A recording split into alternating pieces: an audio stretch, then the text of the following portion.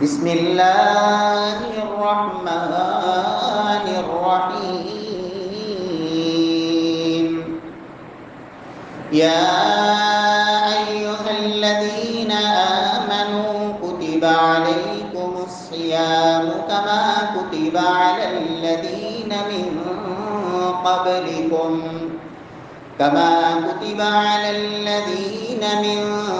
قبلکم لعلکم تتقون۔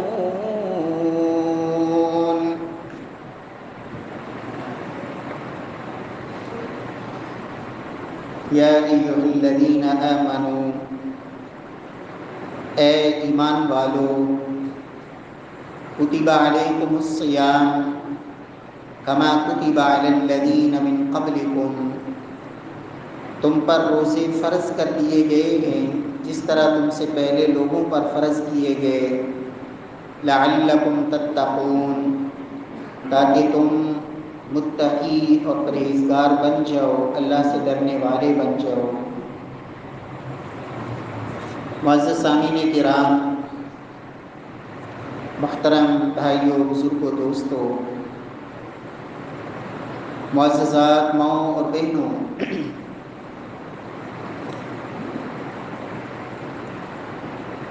اسلام کے 5 بنیادی ارکان میں سے ایک اہم ترین رکن وہ روزہ ہے۔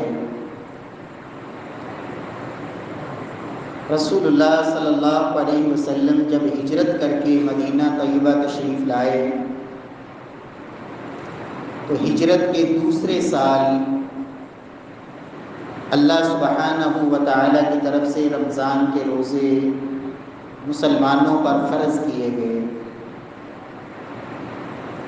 رمضان کے روزے کی فرضیت سے پہلے محرم کی 10 تاریخ عاشورہ کا روزہ یہ اللہ کی طرف سے فرض تھا۔ رمضان کے روزوں کی فرضیت کے ساتھ محرم کے اس روزے کی فرضیت کو اللہ رب العزت کی طرف سے منسوخ کر دیا گیا۔ عربی زبان میں روزے کے لیے الصوم کا لفظ استعمال ہوتا ہے،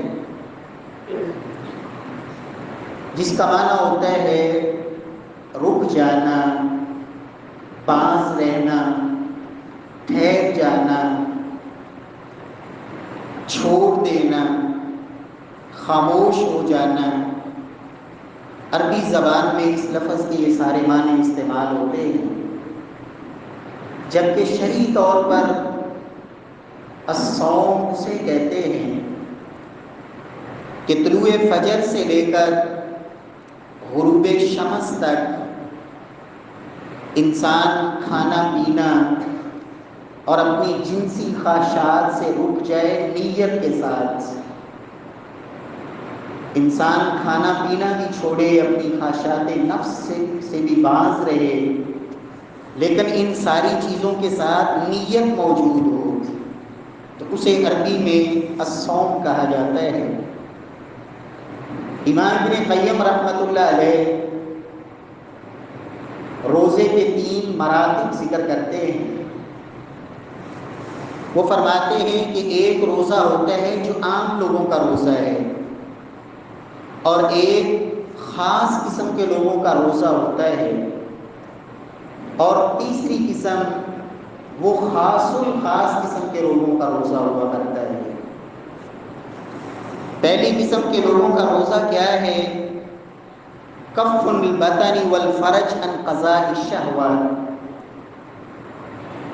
کہ اپنے پیٹ اور اپنی شرمگاہ کو اپنی خواہش پوری کرنے سے روک لینا۔ عام لوگ بس اسی کو روزہ سمجھتے ہیں۔ کھانا اور پینا چھوڑ دینا، خواہشات نفس سے اپنے آپ کو روک لینا، جنسی خواہشات سے۔ لیکن کیا صرف یہی روزہ ہے؟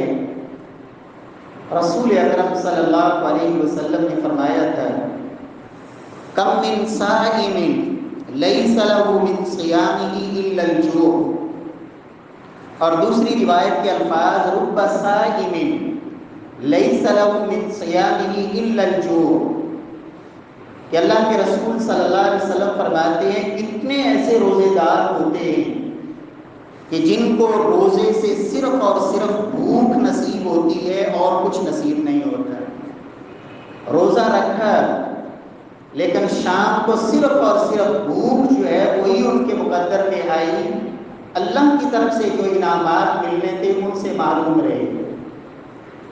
امام ابن قیم رحمۃ اللہ علیہ فرماتے ہیں جو خاص لوگوں کا روزہ ہوتا ہے وہ جہاں اپنی شرمگاہ کو اور پیٹ کو اپنی خواہش نفس کی تکمیل سے روکتے ہیں، وہاں وہ اور اعضاء پر بھی نظر رکھتے ہیں۔ فرمایا جو خاص قسم کے لوگوں کا روزہ ہوتا ہے وہ کف النظر واللسان والید والرجل والسمع والبصر وسائر الجوارح عن الآثام، وہ لوگ اپنی نظر کو، اپنے ہاتھ کو، اپنے پاؤں کو، اپنے کانوں کو اور اپنی آنکھوں کو، وسائر الجوارح اور اپنے جسم کے ایک ایک عضو کو وہ روک کے رکھتے ہیں عن الآثام، گناہوں سے۔ طلوع فجر سے لے کر غروب شمس تک وہ صرف کھانا پینا چھوڑ کر اسی کو روزہ نہیں سمجھتے، جہاں وہ کھانا پینا چھوڑتے ہیں وہاں وہ اپنی نظر کو بھی گناہ سے بچاتے ہیں، وہاں وہ اپنے کان کو بھی گناہ سے بچاتے ہیں، اپنے ہاتھوں کو، اپنے پاؤں کو اور پورے جسم کو وہ گناہوں سے روک کے رکھتے ہیں۔ صوم کا معنی تھا روکنا، اپنے آپ کو باز رکھنا، روک دینا۔ فرمایا وہ ان تمام اعضاء کو گناہوں سے روک کے رکھتے ہیں، یہ لوگ خاص قسم کے لوگ ہوتے ہیں اور ان کا روزہ بھی اللہ کے ہاں خاص رتبے والا روزہ ہوا کرتا ہے۔ اور فرماتے ہیں کہ کچھ خاص الخاص قسم کے لوگ ہوتے ہیں جن کے روزے کی کیفیت یہ ہوتی ہے کہ وہ صرف اپنے جو یہ ظاہری اعضاء ہیں انہی کو ہی گناہوں سے روک کے نہیں رکھتے، ان پر بھی نظر رکھتے ہیں، ان کو گناہوں سے بچاتے ہیں، لیکن اس کے ساتھ ساتھ اپنے دل اور اپنے دماغ، اپنی سوچ اور فکر، قلب اور ذہن، ان دونوں کو بھی ایسی سوچوں سے، ایسی فکروں سے اور ایسے گندے قسم کے خیالات سے جو انسان کو اپنے رب سے دور کرنے والے ہیں ان سب سے اپنی فکر کو بھی بچا کے رکھتے ہیں، ان کی سوچ اور فکر وہ بھی پاکیزہ ہوا کرتی ہے۔ صرف ہاتھ سے ہی گناہ نہیں چھوڑتے، زبان سے، آنکھ سے، کان سے، ہاتھ پاؤں سے، بلکہ اس کے ساتھ ساتھ جو باقی اعضاء ہیں، اپنا دماغ اور اپنا دل، اس میں سوچ اور فکر بھی پاکیزہ رکھتے ہیں، اپنے دل و دماغ کو گندے قسم کے خیالات سے بچا کے رکھتے ہیں۔ فرماتے ہیں یہ وہ لوگ ہیں جو خاص الخاص قسم کے لوگ ہیں، اور یہی وہ لوگ خوش نصیب ہیں جن کے بارے میں محبوب کبریا نے فرمایا تھا ایک روزہ رکھتے ہیں، ایک روزہ، اور خالق ارض و سما ان کے اور جہنم کے درمیان اتنی بڑی خندق بنا دیتے ہیں جتنا زمین اور آسمان کا فاصلہ ہوا کرتا ہے۔ اللہ رب العزت ان کے اس روزے کی وجہ سے ان کے زندگی بھر کے گناہوں کو معاف فرما دیتے ہیں۔ من صام رمضان ایمانا واحتسابا غفر له ما تقدم من ذنبه، یہ روزہ رکھتے ہیں اللہ زندگی بھر کے گناہوں کو معاف فرما دیتے ہیں۔ میرے پیارے بھائیوں، اللہ رب العزت ہمیں روزہ اس انداز میں رکھنے کی اللہ توفیق نصیب فرمائے کہ ہم آخری دو قسموں میں جانے کی کوشش کریں۔ خاص قسم کے لوگ یا خاص الخاص قسم کے لوگ جو روزہ رکھ کر اپنی زبان کو گناہ سے بچائیں، اپنی نظر کو گناہ سے بچائیں، اپنے ہاتھ کو گناہ سے روکیں، اپنے پاؤں کو گناہ سے روکیں۔ اور محبوب کبریا نے فرمایا تھا من لم یدع قول الزور والعمل به فلیس للہ حاجہ ان یدع طعامہ وشرابہ۔ فرمایا جو روزہ رکھ کر اپنے جھوٹ کو نہیں چھوڑتا، روزہ رکھ کر لغویات کو نہیں چھوڑتا، روزہ رکھ کر رفث سے باز نہیں آتا، گندی گفتگو سے باز نہیں آتا، اپنی سوچ اور فکر کو اور اپنی زبان اور ہاتھ پاؤں اعضاء کو گناہوں سے نہیں روکتا، فرمایا رب العالمین کو ایسے انسان کے بھوکے پیاسے رہنے کی کوئی ضرورت نہیں۔ پیارے بھائیوں، روزے کی علماء نے 3 بنیادی قسمیں بھی ذکر کی ہیں۔ جہاں روزے کے 3 مراتب ہیں، وہاں روزے کی 3 بنیادی اور بڑی بڑی قسمیں۔ پہلی قسم کا روزہ وہ ہوتا ہے جو فرض ہے، دوسری قسم کا روزہ وہ ہوا کرتا ہے جو فرض نہیں، لیکن اگر رکھ لیں تو اللہ کی طرف سے اس پہ بڑا اجر ملتا ہے، جسے الصوم المندوب کہا جاتا ہے۔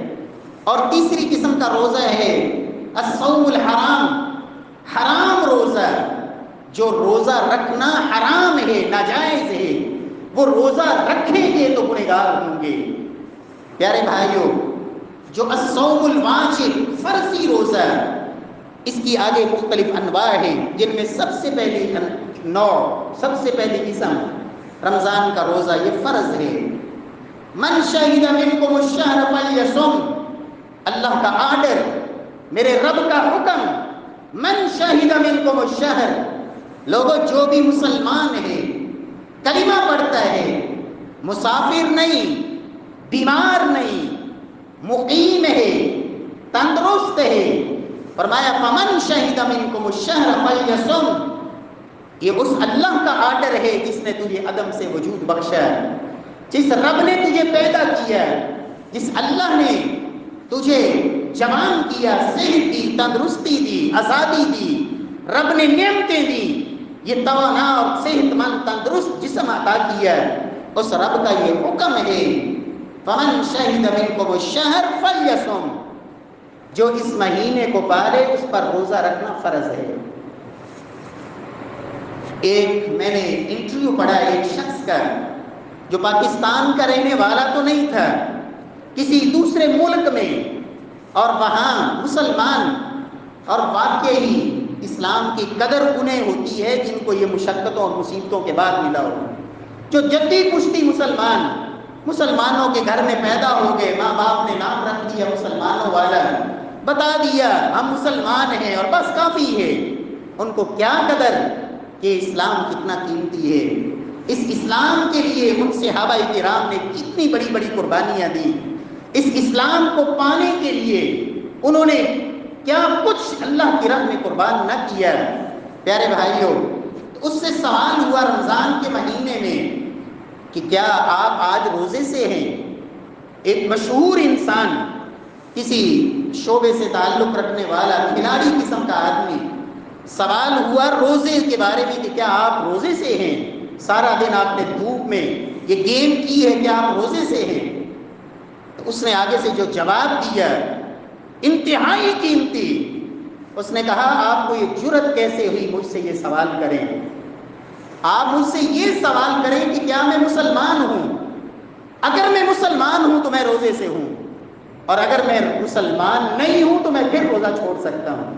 مسلمان ہو اور رمضان میں روزہ نہ رکھے، اسلام اس بات کی اجازت نہیں دیتا۔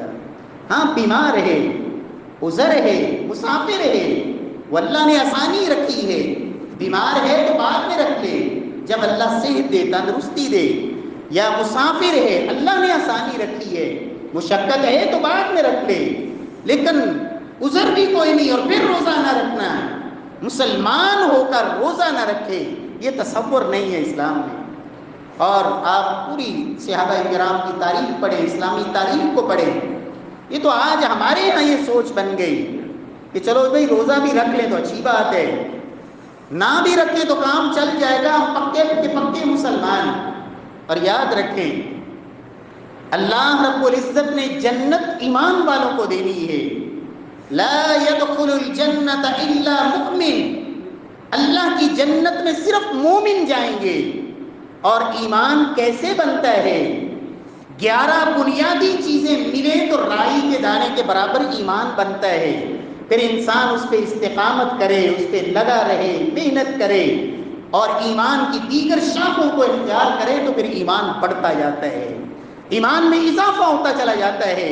لیکن رائی کے دانے کے برابر ایمان بننے کے لیے 11 چیزوں میں اللہ پر ایمان، فرشتوں پر ایمان، کتابوں پر ایمان، تمام انبیاء کرام پر ایمان، قیامت کے دن پر ایمان، اچھی بری تقدیر پر ایمان، اور اسی طرح اللہ رب العزت کی توحید کا اقرار، محمد مصطفیٰ کی رسالت کا اقرار، اور ان کے ساتھ ساتھ نماز پڑھنا، روزہ رکھنا، اللہ نے طاقت دی ہے، صاحب استطاعت ہے تو زکوٰۃ دینا، اور اگر اللہ نے ہمت دی ہے اور طاقت ہے، حج فرض ہوا ہے تو حج کرنا، یہ 11 چیزیں ملیں تو رائی کے دانے کے برابر ایمان بنتا ہے۔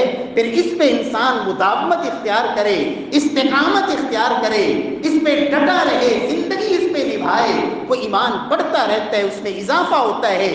پھر ایمان اس میں اضافہ ہوتا ہے، راستے سے تکلیف دہ چیز ہٹانے سے بھی اضافہ ہوتا ہے، سبحان اللہ زبان سے کہا ایمان میں اضافہ ہوتا ہے، الحمدللہ کہنے سے بھی ایمان بڑھتا ہے، قرآن کا ایک لفظ پڑھا، ایک حرف پڑھا، ایک آیت پڑھی، ایمان بڑھتا چلا جاتا ہے، سنتیں پڑھی، نوافل پڑھے، آپ نے دیگر اعمال صالحہ اور خیر جیسے جیسے نیکیوں میں اضافہ ہوتا چلا جاتا ہے، یہ نور ایمان اسی قدر بڑھتا جاتا ہے اور اس میں اضافہ ہوتا چلا جاتا ہے۔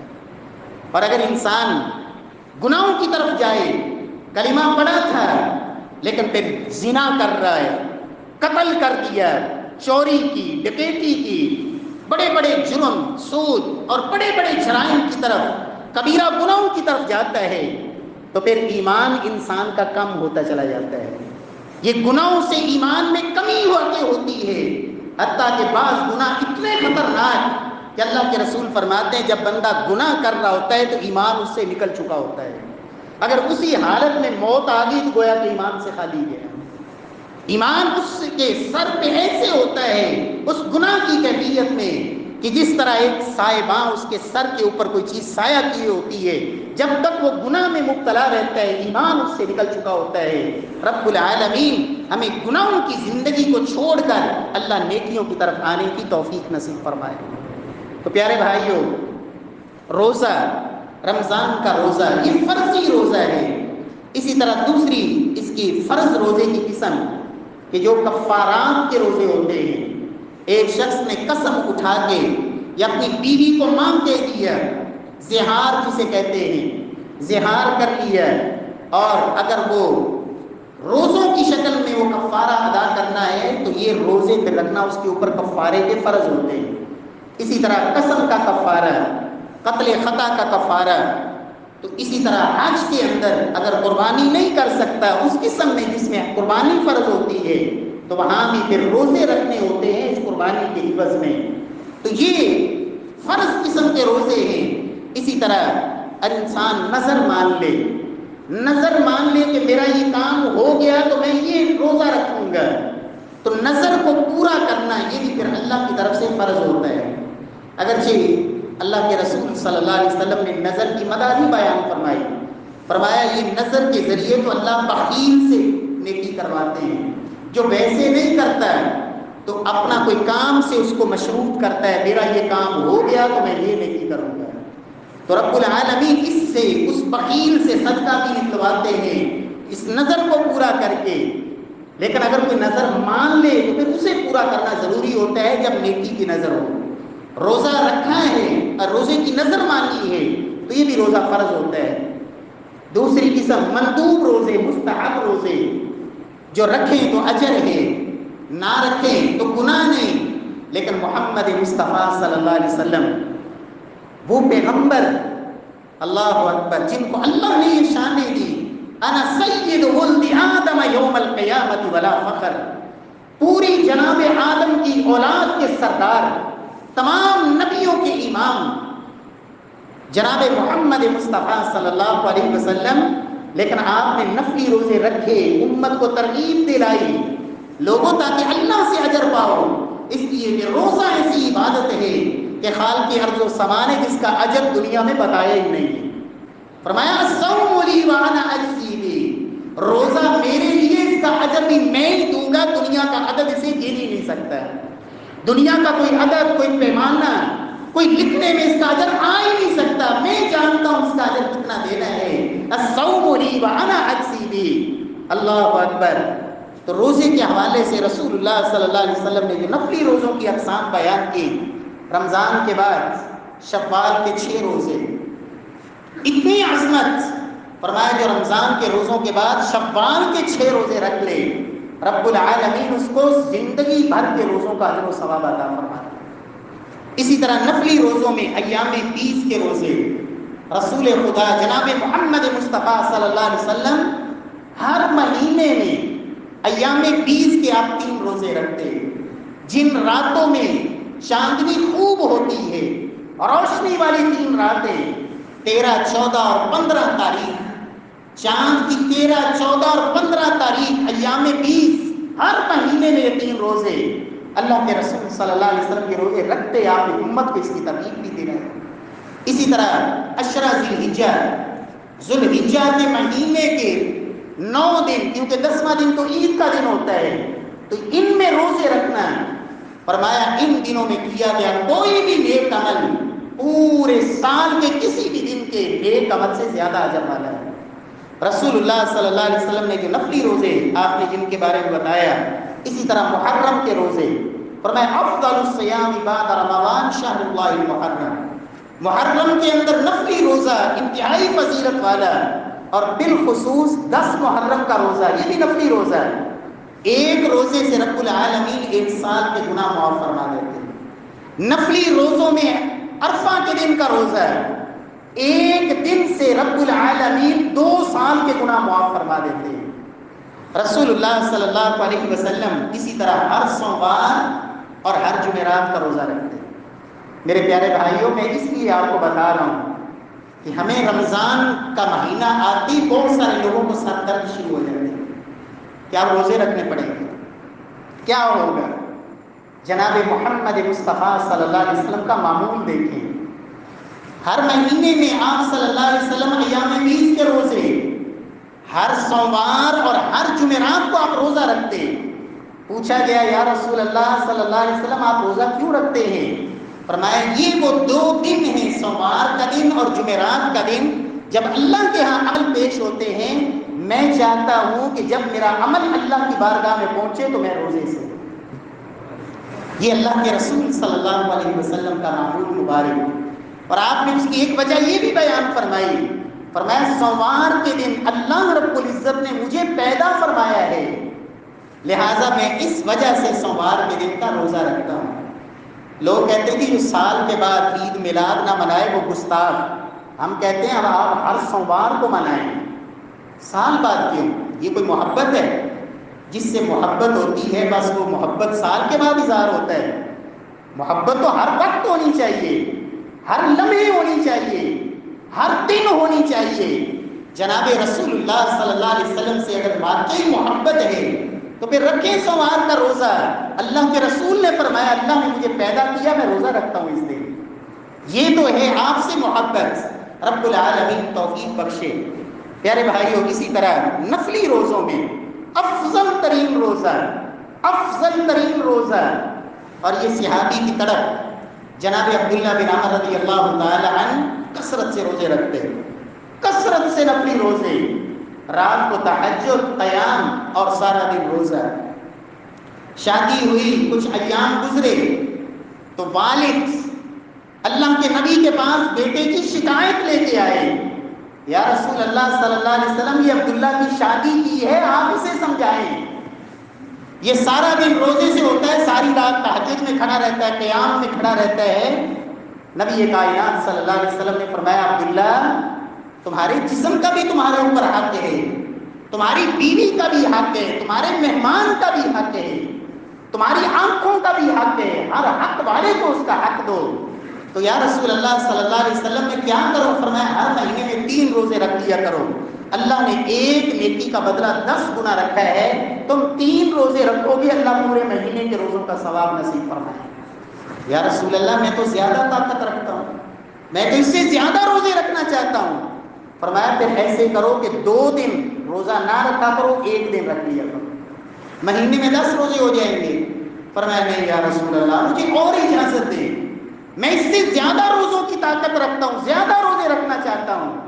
فرمایا پھر آپ حضرت داؤد علیہ السلام والا روزہ رکھ لیں، ایک دن روزہ نہ رکھا کریں اور ایک دن روزہ رکھا کریں۔ تو سیدنا عبداللہ فرماتے ہیں یا رسول اللہ میں تو اس سے بھی زیادہ طاقت رکھتا ہوں، مجھے آپ اس سے زیادہ کی اجازت دیں۔ تو اللہ کے رسول صلی اللہ علیہ وسلم فرماتے ہیں عبداللہ اس سے افضل روزہ اللہ کے ہاں کوئی نہیں، یہ سب سے افضل روزہ ہے۔ جناب داؤد علیہ السلام کا روزہ، وہ ایک دن روزہ رکھتے ایک دن چھوڑتے، اور یہ سیدنا عبداللہ بن عمر پھر پوری زندگی جب تک زندہ رہے اپنا یہی معمول رکھا، ایک دن روزہ رکھتے ایک دن چھوڑتے۔ اللہ رب العزت ہمیں بھی یہ شوق نصیب فرمائے۔ یہ سارے نفلی روزے، اور سیدنا ابو الدرداء رضی اللہ تعالی عنہ ان کے حوالے سے بھی لکھا ہے کہ ان کے گھر میں دن کے وقت اسی دن چولہا جلتا تھا جس دن گھر میں کوئی مہمان ہوتا، وغیرہ روزے ہی رکھتے۔ اللہ اکبر۔ تو یہ نفلی روزے کی اقسام، ان میں ایک قسم مجاہد فی سبیل اللہ کا روزہ، اللہ کی راہ میں جہاد میں بھی پہنچا ہوا ہے، سفر بھی ہے، دشمن کے مقابلے میں بھی ہے، اور پھر بھی وہ نفلی روزہ رکھے ہوئے ہو۔ تو یہ نفلی روزے کی انواع اور اقسام ہیں۔ اور تیسری قسم کی حرام روزہ، حرام روزہ جو رکھنا روزہ جائز نہیں، ان میں سب سے پہلی صورت عید کے دن کا روزہ۔ عید کے دن کا روزہ رکھنا یہ حرام ہے۔ اللہ کے نبی صلی اللہ علیہ وسلم نے عید کے دن روزہ رکھنا اسے حرام قرار دیا، منع فرمایا۔ لہذا نہ عید الفطر والے دن نہ عید الاضحیٰ والے دن آپ روزہ نہیں رکھ سکتے۔ اور یہاں یہ بات بھی سمجھ لیں کہ عید میلاد النبی اگر اسلام میں اس کا وجود ہوتا ہے تو اللہ کے رسول صلی اللہ علیہ وسلم تو سوموار والے دن آپ ہمیشہ روزہ رکھا کرتے تھے۔ اللہ رب العزت نے سوموار والے دن آپ کو پیدا کیا ہے، اور عید کے دن تو آپ نے روزہ رکھنا اسے منع فرمایا ہے۔ جس کام سے اللہ کے نبی منع فرما دیں وہ حرام ہوتا ہے، اس کام کو کرنا جائز نہیں ہوتا ہے۔ اور حرام روزے کی دوسری قسم ایام تشریق، عید الاضحیٰ کے اگلے 3 دن، عید الاضحیٰ کے بعد والے 3 دن ایام تشریق، اللہ کے رسول صلی اللہ علیہ وسلم نے فرمایا لوگوں یہ دن کھانے پینے اور اللہ کے ذکر کے دن ہیں، ان دنوں میں تم روزہ نہ رکھو، ان دنوں میں روزہ رکھنا یہ منع ہے۔ اسی طرح شک کا روزہ، کہ انسان کو یقین نہیں، پتہ نہیں چاند نظر آیا ہے یا نہیں، جب تک یقین نہ ہو، تسلی نہ ہو۔ آج کل رب العالمین نے مسلمانوں کو وسائل دی، آسانیاں فرما دی۔ پہلے آنکھ سے دیکھتے تھے، کسی علاقے میں نظر آتا، کسی میں نظر نہ آتا، ذرائع ایسے نہیں تھے، ایک علاقے کی دوسرے علاقے تک اطلاع پہنچانے میں اتنی آسانی نہیں تھی۔ فرمایا صوموا لرؤیتی وافطروا لرؤیتی، چاند دیکھو روزہ رکھو، چاند دیکھو تو روزوں کا مکمل کرو، اور اگر بادل ہیں آسمان پہ مطلع صاف نہیں، فرمایا گنتی 30 کی پوری کر لو، لیکن شک کی بنیاد پہ روزہ رکھنا اللہ کے رسول صلی اللہ علیہ وسلم نے اس سے بھی منع فرمایا۔ اسی طرح آج کل ایک اور روزہ نکلا ہوا ہے، شاید آپ کے علم میں ہو، اور وہ ہے استقبال رمضان کا روزہ۔ یہ رمضان سے ایک دن پہلے استقبال رمضان کا روزہ رکھیں۔ میرے پیارے بھائیوں، اللہ کے رسول صلی اللہ علیہ وسلم نے یہ روزہ رکھنا بھی حرام قرار دیا ہے۔ رمضان سے ایک دن پہلے استقبال رمضان کا روزہ ہے، اللہ کے رسول صلی اللہ علیہ وسلم نے فرمایا یہ منع ہے، یہ جائز نہیں، آپ نے روک دیا اس سے۔ ہاں ایک شخص کا ایک عام معمول ہے کہ وہ ہر سوموار کو روزہ رکھتا ہے، اور اتفاق ایسا ہوا کہ رمضان سے ایک دن پہلے سوموار کا دن آ گیا، وہ ایک اتفاقاً ایسی کوئی صورت ہے، وہ ایک الگ بات ہے، لیکن باقاعدہ اہتمام سے ایک دن پہلے روزہ رکھ لینا رمضان سے، اسے بھی اللہ کے رسول نے منع فرمایا ہے۔ اسی طرح صوم الدہر، ہمیشہ کا روزہ، ایک بندہ روزانہ ہی روزہ رکھے، روزانہ ہی روزہ رکھے، تو اس سے بھی اللہ کے رسول نے منع فرمایا ہے۔ صرف جمعے کے دن روزہ رکھ لینا، کیونکہ جمعے کا دن فضیلت والا دن ہے، لہٰذا اس میں روزہ بڑی عبادت ہے، اور یہ سوچ کر کہ چلو میں جمعے کے دن کا ہی روزہ رکھوں گا، تو رسول اللہ صلی اللہ علیہ وسلم نے صرف جمعے کے دن کا روزہ رکھنا اس سے بھی منع فرمایا۔ اسی طرح صرف ہفتے کے دن کا روزہ رکھنا، یہودیوں کے ہاں ہفتے کا دن عبادت کا دن تھا، تو اللہ کے رسول صلی اللہ علیہ وسلم نے فرمایا صرف ہفتے کا دن کا روزہ رکھنا، فرمایا یہ منع ہے، ہاں جو اللہ نے تمہارے اوپر فرض کیے ہیں ان میں یہ دن آئے تو پھر اس کا روزہ رکھنا۔ اللہ رب العزت ہم سب کو صحیح معنوں میں قرآن و سنت کو سمجھ کر اللہ عمل کی توفیق نصیب فرمائے۔ روزے کے متعلق چند ضروری احکام میں سے ایک اہم ترین مسئلہ یہ بھی ہے روزے کی نیت کا۔ آپ نے دیکھا ہوگا کیلنڈروں کے اوپر لکھا ہوتا ہے وَبِصَوْمِ غَدٍ نَوَيْتُ مِنْ شَهْرِ رَمَضَان، اس طرح کے الفاظ۔ تو میرے پیارے بھائیوں، یہ مسئلہ یاد رکھیں کہ رمضان کے روزے کی نیت رات کو کرنا، طلوع فجر سے پہلے پہلے کر لینا، یہ فرض ہے۔ رمضان کے روزہ جو فرض ہے اس کی نیت طلوع فجر سے پہلے کر لینا یہ فرض ہے۔ ہاں نفلی روزہ اس کی نیت آپ اول النہار میں کر سکتے ہیں۔ آپ صبح کے وقت اٹھے، آپ کا ارادہ نہیں تھا لیکن آپ نے کوئی چیز کھائی بھی نہیں، 9-10 بجے تک آپ نے کوئی چیز نہیں کھائی، ذہن بن گیا کہ چلے میں روزہ رکھ لیتا ہوں، اسی طرح آپ اپنا روزہ شروع کر دیں تو نفلی روزے میں یہ اجازت ہے۔ لیکن فرضی روزہ رمضان کا روزہ اللہ کے رسول صلی اللہ علیہ وسلم فرماتے ہیں، سیدہ حفصہ کی روایت، من لم یجمع الصیام قبل الفجر فلا صیام له، فرمایا جو روزے کی نیت، عزم، ارادہ طلوع فجر سے پہلے نہیں کرتا اس کا کوئی روزہ نہیں۔ لہٰذا یہ نیت ضروری ہے، لیکن نیت یہ زبان سے نکلنے والے الفاظ کا نام نہیں ہے۔ النیت هی العزم والقصد ومحلها القلب لا تعلق لها باللسان اصلا۔ نیت دل کے ارادے کا نام ہے، نیت دل کے عزم کا نام ہے، زبان سے نکلنے والے الفاظ کو نیت نہیں کہتے، اور تمام اعمال کا دار و مدار نیت پر ہے۔ اللہ رب العزت ہمیں اپنی نیتوں کی اصلاح کی اللہ توفیق نصیب فرمائے۔ دوسری بات کہ سحری کا کھانا، اللہ رب العزت نے اس امت کو جو نعمتیں عطا کی ہیں ان میں سحری کا کھانا بھی ہے۔ پہلی امتوں میں سحری کا کوئی تصور نہیں تھا، سونے سے پہلے پہلے کچھ کھا لیں، جب نیند آ گئی تو اگلے دن کا روزہ شروع ہو گیا۔ لیکن اللہ رب العزت نے اس امت کو یہ نعمت عطا کی کہ سحری کی اللہ نے اجازت دی، اور اللہ کے رسول فرماتے ہیں تسحروا، میری امت کے لوگوں سحری کیا کرو، فإن فی السحور برکہ، اللہ رب العزت نے سحری میں برکت رکھی ہے۔ تو سحری کا کھانا، اور سحری کے حوالے سے خاص طور پر یہ بات کہ سحری کو آپ آخری انتہائی آخری وقت میں کھائیں، آدھی رات کو سحری کا کھانا، رات کو سونے سے پہلے کھا کے سو جانا، سحری کا وقت ختم ہونے سے 1.5-2 گھنٹے پہلے اللہ کے رسول نے فرمایا تھا لوگوں اخر السحور، سحری کو لیٹ کیا کرو، وعجلوا الفطر، ہاں افطاری کو جلدی کیا کرو، جب وقت ہو جائے افطاری کا تو فوراً روزہ افطار کرو۔ فرمایا یہودی ایسا کرتے ہیں کہ وہ افطاری کو لیٹ کرتے ہیں اور سحری تو ان کے ہاں تھی نہیں، فرمایا تم یہودیوں کی مخالفت کرو اور سحری وہ لیٹ کیا کرو اور افطاری کو جلدی کیا کرو۔ لیکن جلدی کا یہ قطعاً معنی نہیں ہے کہ ابھی سورج کھڑا ہو اور آپ روزہ افطار کریں۔ اللہ رب العزت صحیح معنوں میں عمل کی توفیق بخشے۔ ہمارے ہاں ایک کھجور کا استعمال عام طور پر یہ افطاری میں ہوتا ہے، لیکن سنن نبی داؤد کی روایت اللہ کے رسول صلی اللہ علیہ وسلم فرماتے ہیں نعم سحور المؤمن التمر، ایک مومن آدمی کی بہترین سحری فرمایا وہ کھجور ہے۔ تو آپ سحری میں بھی کھجور کا استعمال کریں، زیادہ نہیں، 1-2 جتنی اللہ ہمت دے، جتنی آپ کی ضرورت ہے، اس لیے کہ رب العالمین نے اس کھجور کے اندر وہ طاقت رکھی ہے، وہ جسم کی بنیادی ضرورتیں اللہ اس سے پوری کرتے ہیں۔ اور اللہ کے رسول نے جب فرما دیا کہ ایک مومن آدمی کی بہترین سحری کھجور ہے، تو آپ اللہ کے رسول کے اس فرمان پہ عمل کرتے ہوئے سحری میں بھی اس کا استعمال کریں۔ رب العالمین توفیق بخشے۔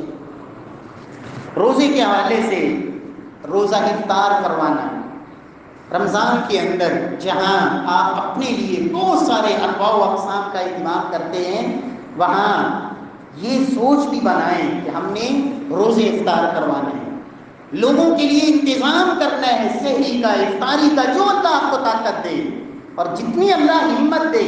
اس لیے کہ اللہ کے رسول کا یہ فرمان ہے جو ایک روزے دار کا روزہ افطار کرواتا ہے، روزے دار کو جتنا اللہ اجر عطا فرماتے ہیں افطار کروانے والے کو اللہ برابر اجر و ثواب عطا فرماتے ہیں، اور دونوں کے اجر میں اللہ کوئی کمی نہیں کرتے۔ اسے بھی پورا اجر، یہ رب کی رحمت ہے۔ اور روزہ افطار کروانے والے کو بھی پورا اجر۔ کچھ لوگ کہتے ہیں کہ روزہ نمک سے افطار کریں، یہ سنت ہے۔ میرے پیارے بھائیوں، ایسی کوئی سنت نہیں، نمک سے روزہ افطار کرنا ایسی کوئی سنت نہیں۔ ہاں جو سنت ہے رسول اللہ صلی اللہ علیہ وسلم کی، آپ تازہ کھجوروں سے روزہ افطار کرتے ہیں، اور اگر تازہ کھجوریں میسر نہ ہوتی پھر خشک کھجوروں سے آپ روزہ افطار کرتے، اور اگر خشک کھجور بھی نہ ہوتی تو پھر آپ پانی سے روزہ افطار کر لیتے۔ یہ اللہ کے رسول صلی اللہ علیہ وسلم کا عمل مبارک اور آپ کا طریقہ تھا۔ اللہ رب العزت ہمیں آپ کی سنت پہ عمل کرنے کی توفیق بخشے۔ افطاری کے وقت ایک دعا معروف ہے، اللہم لک صمت وبک آمنت وعلیک توکلت وعلی رزقک افطرت۔ یہ اللہ کے رسول سے ثابت نہیں ہے، یہ روزہ افطار کرنے کی دعا نہیں۔ جو اللہ کے رسول نے دعا کی ہے، بسم اللہ پڑھ کے آپ روزہ افطار کریں، افطاری کے وقت اللہ سے مانگیں دعائیں، یہ قبولیت کا وقت ہے۔ دعوت الصائم لا ترد، یہ محمد مصطفیٰ صلی اللہ علیہ وسلم کی طرف سے گارنٹی ہے۔ لوگوں، روزے دار کی دعا کو رب العالمین رد نہیں کرتے۔ عند فطری، افطاری کے وقت آپ رب سے خوب مانگیں، لیکن بسم اللہ پڑھ کے آپ روزہ افطار کریں۔ افطار کرنے کے بعد نبی صلی اللہ علیہ وسلم سے جو مسنون دعا ہے، جو آپ دعا کیا کرتے تھے، ذهب الدمع وابتلت العروق وثبت الاجر انشاءاللہ۔ ذهب الدمع وابتلت العروق، فرمایا پیاس چلی گئی، رگیں تر ہو گئی، وثبت الاجر انشاءاللہ، اللہ نے اگر چاہا تو اس روزے کا اجر اللہ کے ہاں ثابت ہو گیا۔ یہ اللہ کے رسول صلی اللہ علیہ وسلم سے دعا ثابت ہے۔ اللہ رب العزت ہمیں توفیق بخشے۔ پیارے بھائیوں، روزوں کے اندر جس طرح کہ میں نے آغاز میں بھی عرض کیا، کوشش کریں روزے کی حفاظت کریں۔ روزہ عام لوگوں کا روزہ ہے، اس کی بجائے کوشش کریں خاص لوگوں کا روزہ ہے، جو صرف کھانا پینا نہیں چھوڑتے، زبان کو جھوٹ سے بچاتے ہیں، غیبت سے بچاتے ہیں، اپنے اعضاء اور جوارح ان کو گناہوں سے روکتے ہیں، کان، آنکھ، زبان، پورے اعضاء سب کو گناہوں سے روکتے ہیں، حتیٰ کہ اس فکر میں بھی رہتے ہیں کہ میری سوچ بھی پاکیزہ رہے۔ اللہ کے رسول نے تو یہاں تک کہا، اگر تمہاری کسی سے لڑائی ہو جائے اور وہ تمہیں گالی بھی دے تو تم نے آگے سے کیا کہنا ہے؟ انا صائم، میں روزے دار ہوں، میں روزے دار ہوں، گالی دینے والے کا بھی جواب نہیں۔ رب العالمین توفیق بخشے۔ واقول قولی ھذا وآخر دعوانا الحمدللہ۔